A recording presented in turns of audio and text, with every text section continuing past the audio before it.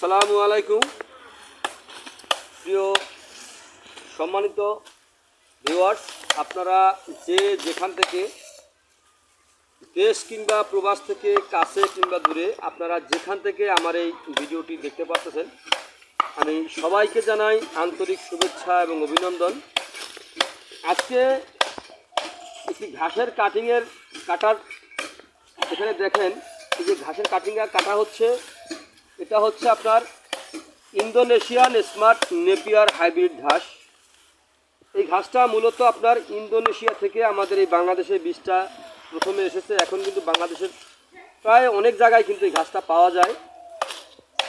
এই ঘাসটা খুবই ভালো, ঘাসটা নরম। এই যে এখানে যেই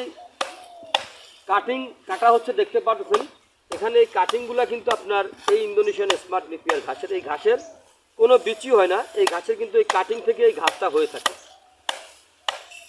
এই ঘাসটা যদি আপনি জমি চাষ করে যদি এই ঘাসটা একবার আপনি রোপণ করেন, তাহলে দীর্ঘদিন পর্যন্ত আপনি এই ঘাসটা গরু ছাগলকে খাওয়াতে পারবেন। অন্যান্য ঘাসের তুলনায় এই ঘাসটা গরুর পাশাপাশি কিন্তু ছাগলে কিন্তু খুব বেশি পরিমাণে এই ঘাসটা কিন্তু খেয়ে থাকে। এই ঘাসের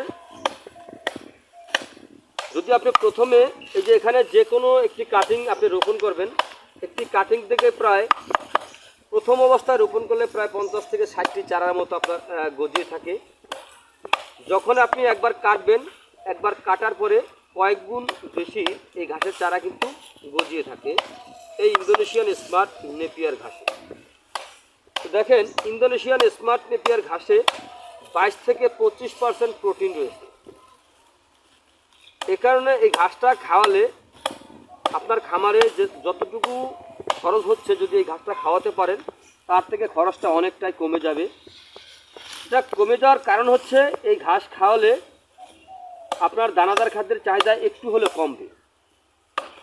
কারণ ঘাস হচ্ছে গবাদি পশুর প্রধান খাদ্য। এই ঘাসটা বর্তমান বাজারে বাংলাদেশের একটি সেরা ঘাস হিসেবে পরিচিত এই ইন্দোনেশিয়ান স্মার্ট নেপিয়ার ঘাস।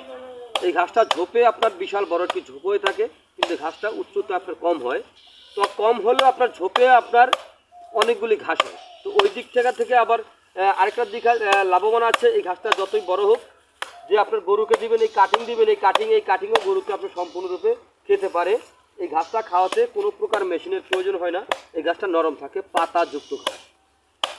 তো আপনারা যদি এই ইন্দোনেশিয়ান স্মার্ট নেপিয়ার ঘাসের যদি এই পরিপক্ক কাটিং, এরকম দেখেন গিট কত সুন্দর গিট, এরকম পরিপক্ক কাটিং যদি আপনারা রোপণ করতে চান, তাহলে আমার স্ক্রিনে দেওয়া নাম্বারে যোগাযোগ করবেন। আমরা এই ঘাসের কাটিং বাংলাদেশের প্রতিটা জেলা, উপজেলা এবং কি আপনি ঘরে বসেও এই ঘাসের কাটিং সংগ্রহ করতে পারবেন, এই ইন্দোনেশিয়ান স্মার্ট নেপিয়ার ঘাসের কাটিং। তো দেখেন, যদি আপনারা এই ইন্দোনেশিয়ান স্মার্ট নেপিয়ার ঘাসের এই কাটিং গাছ রোপণ করার পূর্বে জমিটাকে ভালো করে চাষ করে নেবেন। চাষ করলে যতটুকু সম্ভব যে ওই জমিতে আপনার গোবর থেকে যে জৈব সার হয়ে থাকে, ওই সারটা দিতে পারেন। যতটুকু দিতে পারবেন, তাতে কোনো লস হবে না। যত দিবেন ঠিক ততই আপনার উপকারে আসবে। তো আপনারা যে যেখান থেকে আমার এই ভিডিওটি দেখতে পারতেছেন, যদি আপনাদের কাছে আমার এই ভিডিওটি ভালো লেগে থাকে, তাহলে আমার চ্যানেলটিকে সাবস্ক্রাইব করবেন। পরবর্তী ভিডিওগুলো দেখার আমন্ত্রণ রইল। সকলে ভালো থাকবেন, সুস্থ থাকবেন। আল্লাহ হাফেজ।